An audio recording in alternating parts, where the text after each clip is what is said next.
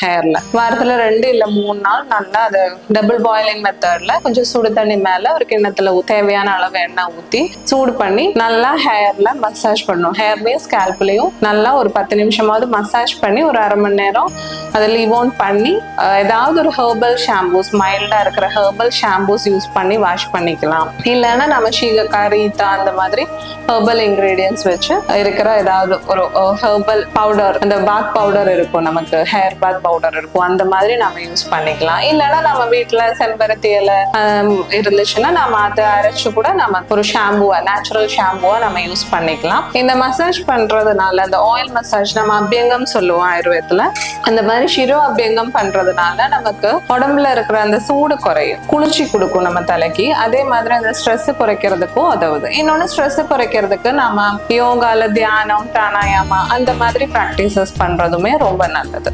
இன்னொன்னு நம்ம சாப்பாடுல நல்லா நீர் காய்கறிகள் சேர்த்துக்கலாம், கீரை வகைகள் நல்லா எடுக்கிறது ரொம்ப நல்லது.